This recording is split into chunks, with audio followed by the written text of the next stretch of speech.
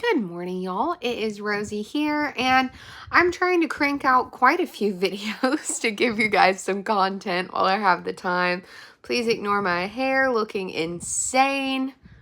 I should do something about it.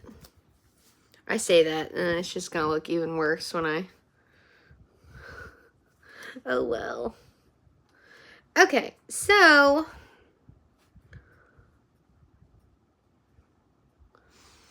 what I want to talk about in this video is Alexandra Rodriguez, aka Learning to Be Fearless. I want to talk about her 1 year after gastric bypass update. No, I have not made it to a year yet, but this one got a lot of views, like 60,000 views. And I thought, okay,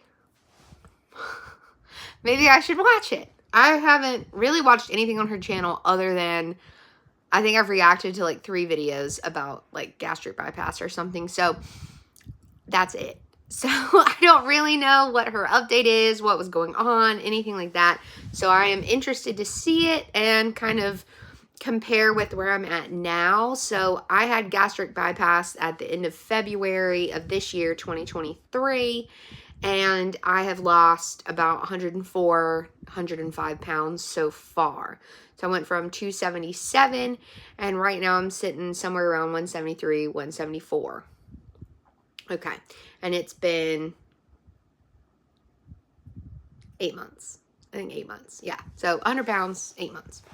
So let's get into her video. Let's see what it's all about. Let's see what's going on with her 1 year after gastric bypass. Hey guys, welcome back to my channel, or welcome if you're new. You may have clicked on this video because you have either had gastric bypass or you've been thinking about it. I know a lot of you guys have been here on this journey with me over the last year, and honestly, sitting down to film this right now is just a huge reality check of how quickly time goes by. I've sat down to film this now like 4 times, and I am nervous, as you can tell by the... I have to say, just with this like throwback, so after she started, and now, so I'm assuming in November of 2022 is when she put out this video. So it's almost been a year since then. So she's almost 2 years out from gastric bypass now. So maybe I should look at where she's at now just to see. Let's see. So I guess she had it in November of 2021. She definitely looks completely different from, or in the 1 year like update, she looks way different than this 2 years ago. Bypass surgery. It truly feels like just yesterday that I had the surgery, but it also feels maybe like longer. It's a lot of mixed emotions. But anyway, I asked you guys over on my Instagram to send me in specific questions that you wanted me to talk about. But overall, I thought I would just do a 1 year update. When I'm posting this, my surgiversary is yesterday. So November 16th, 2021, gastric bypass journey. Do you feel confident to pass on healthy eating habits to future kids? Absolutely. I'm definitely not perfect by any means, but through my program and through intuitive eating, I read that book before my surgery actually, or I listened to it on audiobook. That was amazing. I love intuitive eating. It's really, really cool, surgery or not. I feel like it's just totally how our bodies were made, and society has kind of messed up. I don't know much about intuitive eating. I know that Amberlynn Reed used to always try to do intuitive eating and then like fail. Myself as a compulsive eater clearly cannot do intuitive eating because my brain just keeps telling me to eat food. So it just that doesn't work for me. I can't say that everyone that's overweight wouldn't be able to do intuitive eating. But I, myself, as a compulsive overeater, have learned from OA, from just the experience over the last 8 months, that intuitive eating is not something that I will ever be able to do. I need to monitor what I eat, pay attention. Granted, I can't eat very much or I will be sick, but I still pay attention to what I'm eating, and I still check the breakdown on it and make sure I know what the macros are and try to have a balanced diet. I can't just eat when I want to eat. It's not going to work. I'm going to end up gaining weight. Our hunger cues, and if you've had a rough relationship with food, it's really helpful. In no way, shape, or form am I perfect with food. I still have my struggles here and there, but I really I took a big chapter of that book. They have a chapter about raising intuitive eaters, and my husband's really on board with it too. So that's my plan. Just, I want a lot of balance and talk more about feelings, and I don't want them to ever feel restricted. And I don't know, I definitely have a different viewpoint on food now, and I'll take that into when we have kids. If you guys didn't know, my husband and I just started trying for a baby. That was one of the biggest reasons I got my surgery. I'll link below the gastric bypass playlist where I introduce it, take you guys along on the journey. Okay, so I did not get my surgery to have kids. I think I've said in previous videos, I didn't know if Tom and I would be able to have kids, just based off, you know, past experiences that we've had. This was very much a accidental pregnancy, and now I'm 20 weeks, almost 21 weeks along. I don't know about raising kids to be a certain way. I'll be honest with you guys. I have not put a lot of thought towards how I would raise my children to eat. One of the things they want us to try not to focus on in a way is the eating aspect of things. Because of the compulsion, the more you think about, talk about, plan, whatever with food, it makes things worse. It triggers a lot of things. So yeah, as far as raising our children on how to eat and what to eat and when to eat, I really don't want to put a lot of thought to it because for me, that's not a healthy mindset to be in. So we'll just have to play that one by ear. I'll keep y'all updated if I'm still around on YouTube when they're old enough to do something other than drink milk. Talk more about my whys, but one of the biggest reasons why was to get healthy, to start a family, because I just was not feeling my best. How will weight loss look while and after being pregnant? I don't know. I wish I had a crystal ball. Actually, I don't wish I had a crystal ball. That's no thank you. I am just going to try to live my healthiest, happiest life in all aspects while we become pregnant, God willing. My surgeon said we could start trying 1 year after my surgery, and we were cleared to do so, so I am super excited that we just started trying, and I'll keep you guys posted on that when I have updates. I still haven't made it to a year out. I'm 8 months out. I'm 5 months pregnant. Clearly doing something wrong, but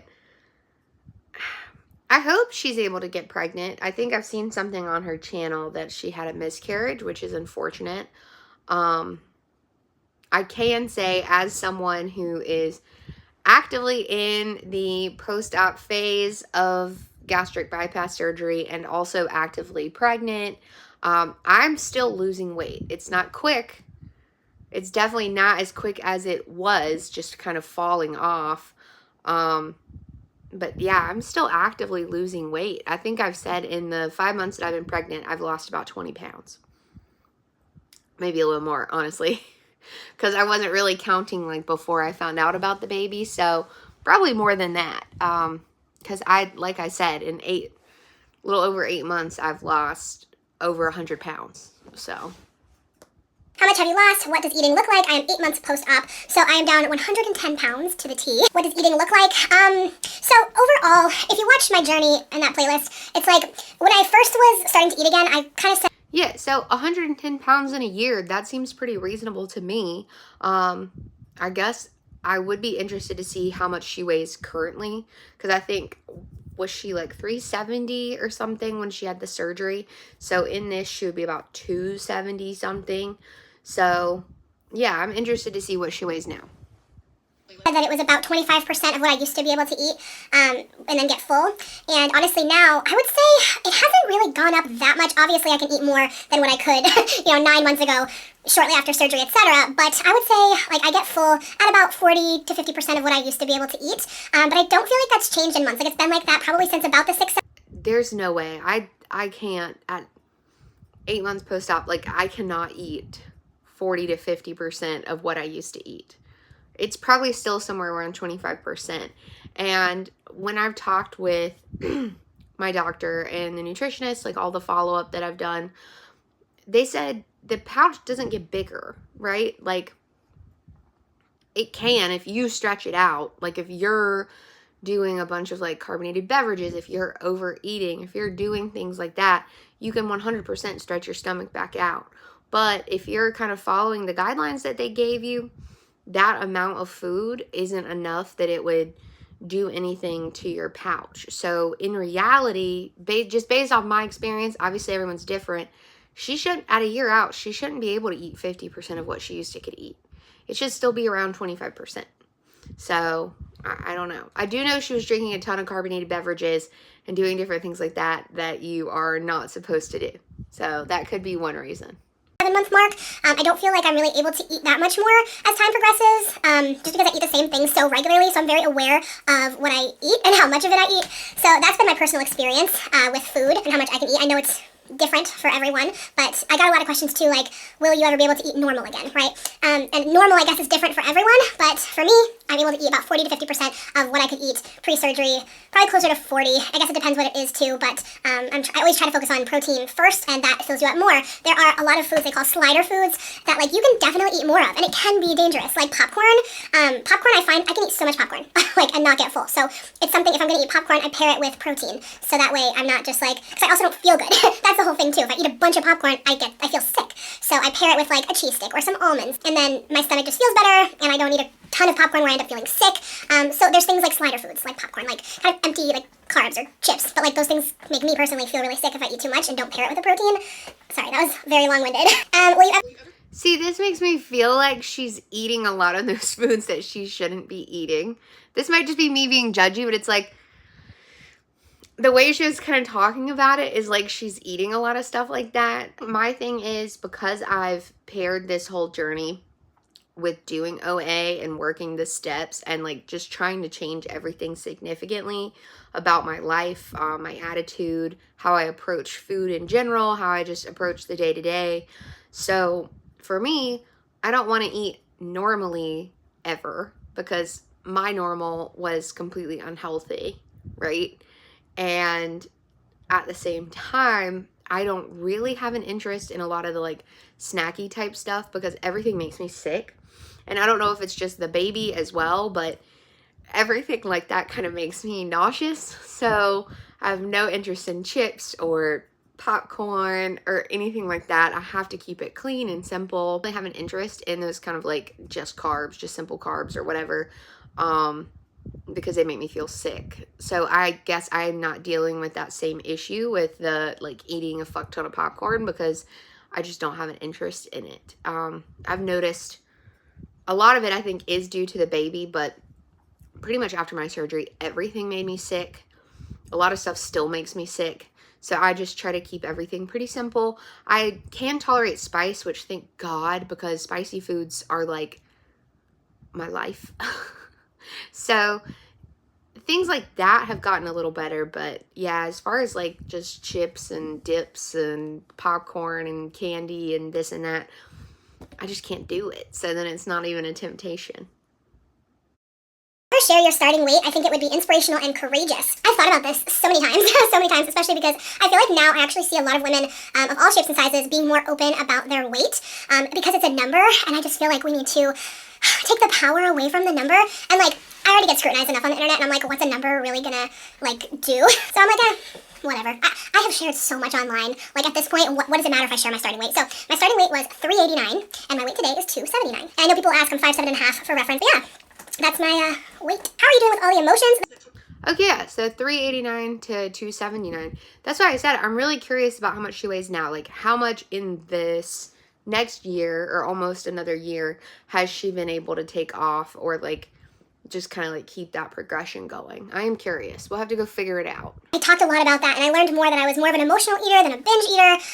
I've always used food to cope with emotions, right? So I had to find different tools to cope with, you know, negative emotions, sadness, loneliness, anxiety, etc. The good thing is, I don't know if this is a good thing per se, but this is just me being totally transparent. A lot of the foods I used to be able to emotionally eat with, particularly unhealthy foods, would now make me sick. They make me sick now. It's not even a pleasant thing for me anymore. I'm not someone who can just eat through pain and discomfort. If I like feel sick, I'm not gonna want to keep eating. So if I get full or something doesn't make me feel good, I'm like, no, I don't want it. I don't crave it. Or during your program, don't be ashamed. Like, you're not alone. Like, I'm right there with you. Everyone has different food issues. Most likely if you're going through this procedure. So I just want you to know that like there's no shame in it. We all have things. If you're watching this and you're judging me because of my food issues, whatever. I know you have issues of your own. And we all have our things. And I think it's just so much better if we're just honest so that people don't feel so alone. And we're just not judgmental to everyone. Let's just. I think I don't understand why she's like preaching about this being judgmental to other people, because I thought this was just supposed to be like an update about her surgery. Like, I don't understand telling people they can't judge her or whatever. Yeah, we probably shouldn't judge people, but it's just something that people do. They're gonna judge you. Like, why worry about it? I don't care. I've been real open and honest with how much I weigh and whatever I weigh in and how much I started at. I think in my first video I was like, yeah, I'm 277, I'm a fucking fat cow, because that's how I felt, right? And I don't care what other people think. A lot of people probably still think I'm huge at 173, 174. I feel that way personally.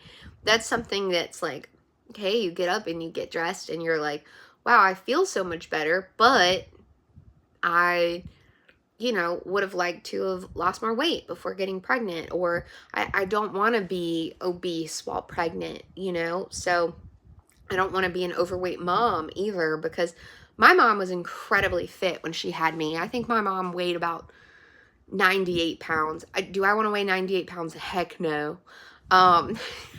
She was like 98 pounds when she had me, incredibly fit, just very active.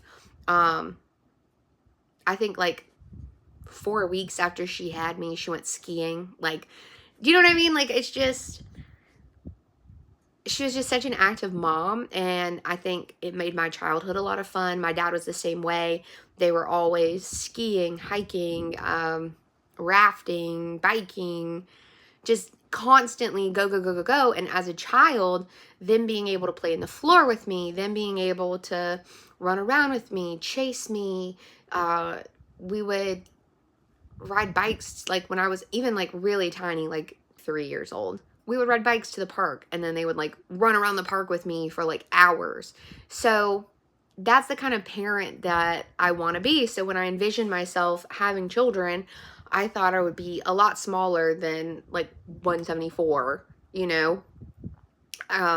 because I want to be able to like flop around on the ground and do whatever. So yeah, a lot of people probably still think I'm really overweight at this size. And while it's over 100 pounds less than where I was at the beginning of 2023, it's still big. It's still overweight. I'm still not healthy as I should be, especially not at my age. I'm only 27 years old. Like, in reality, I'd like to be smaller, fitter, healthier.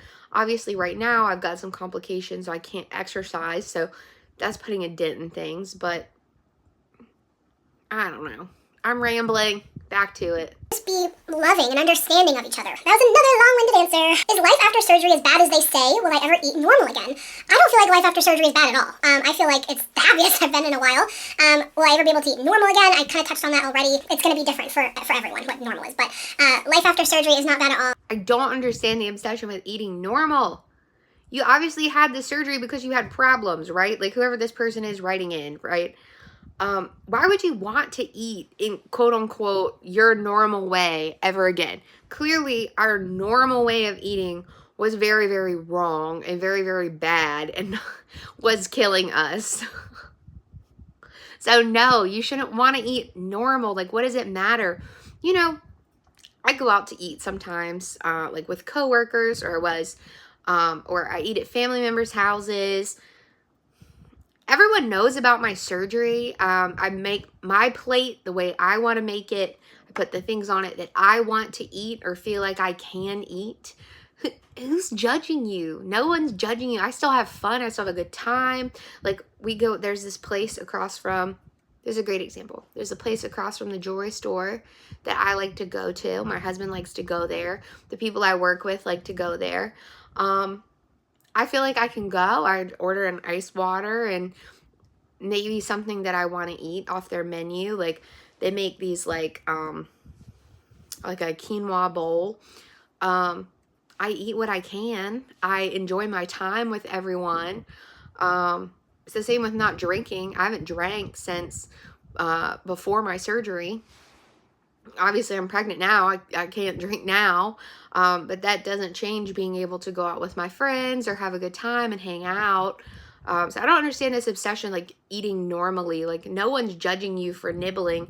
And honestly, if you pay attention to some of your friends, colleagues, relatives who are very healthy people, look at how they eat. Look at what's on their plate, or look at how much is left on their plate when they're done eating.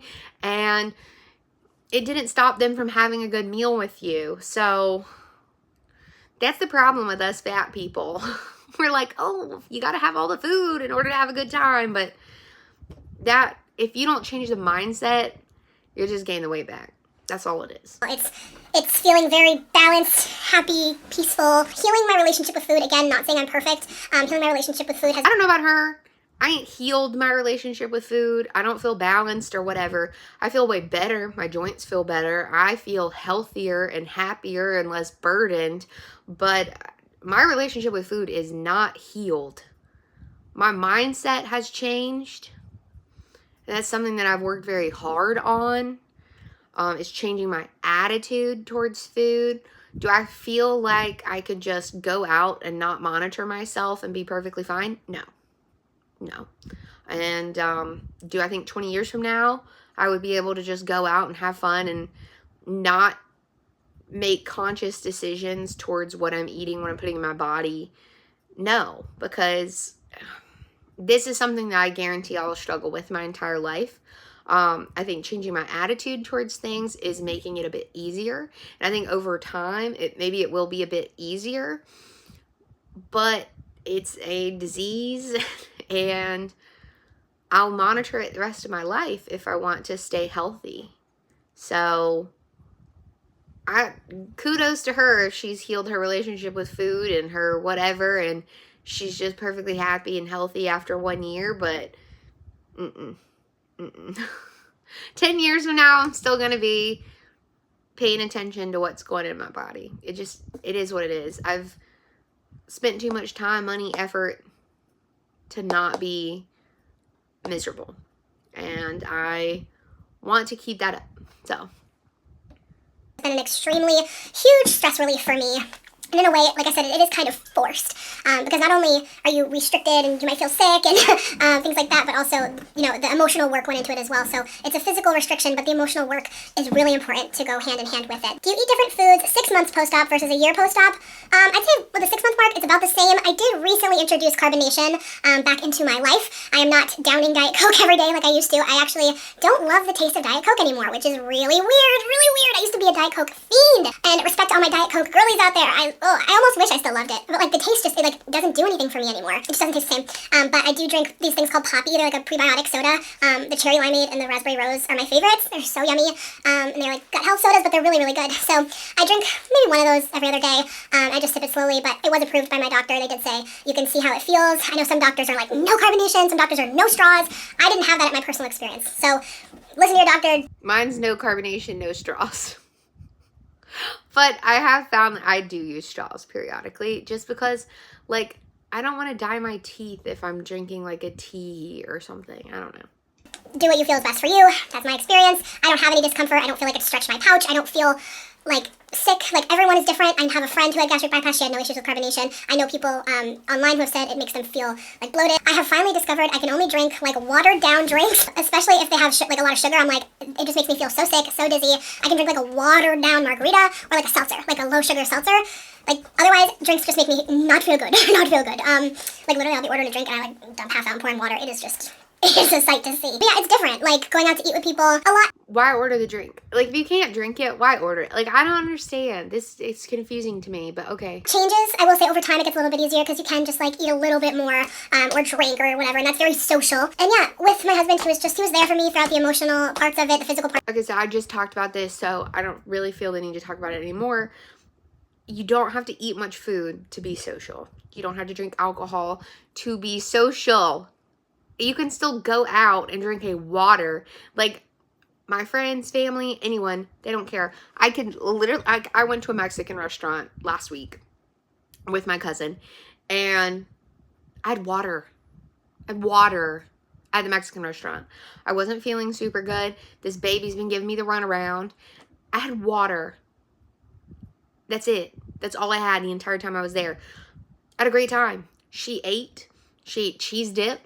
She ate a taco. Like, the waitresses didn't bat an eye that I just had water and didn't eat chips or salsa or whatever. Who cares? I was still there. I was still enjoying my time with my cousin. And it didn't ruin the mood. Like, it didn't ruin anyone's mood. Like, I don't understand her, like, oh, it gets better and you can eat more and you can drink and whatever, and that's being social. But it's like, you could still go. You can still go and have a good time and not have to eat or drink. No one cares. You're the only one that cares. And when you let that go, it's fine. Nobody cares. Of it, all of it. I think the biggest thing I can recommend to you is if you're going to do this, you have to have a good support system. That is the biggest thing. Whether it's family, a friend, an online community, have people you can talk to throughout this. We're going to encourage you, if you have people in your life who don't want you to get the surgery, keep them at a distance for a bit because you need support during this time. Do you eat spicy stuff and does it burn your stomach? I do. I love spicy food. It does not hurt my stomach. With all the changes it's made in your daily life, is it still worth it? You look happy. I am very happy. Thank you. It's 100% worth it. I can honestly say it's one of the best things I've ever done. I'm gonna end it there because it's just kind of boring and not relevant to me. But like the spicy food thing, I haven't had any trouble with spicy food because it really just hasn't changed anything about my stomach except the size of it.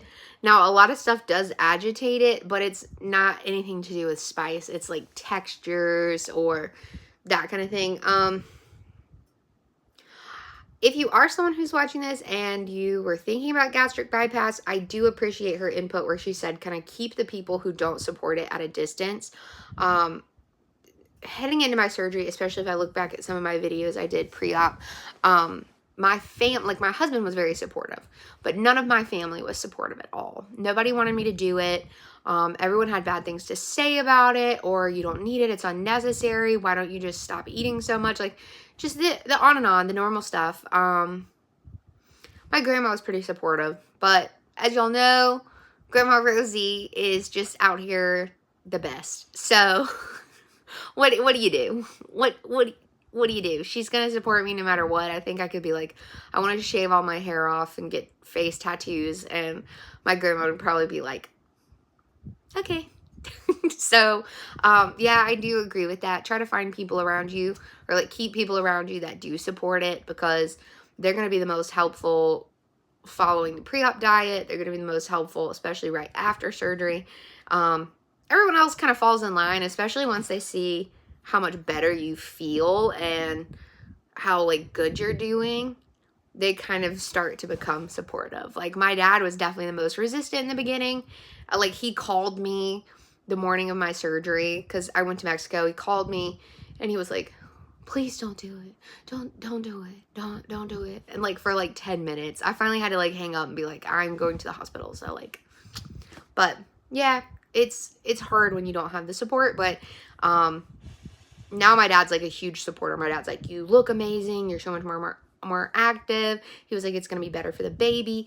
So I don't know. I think once they see that you've been successful or you're trying really hard and they see the amount of effort you're putting into things, that's the other thing about if you go out to eat with them or they invite you over to eat. They see what you're doing. They see the effort that you're putting in just in your everyday meals, and most people can kind of get behind that. So, and nobody's like weird about it. So anyway, those are my thoughts. Maybe she'll do a 2-year post-op update and we can talk about that, but I'm looking at her photos right now.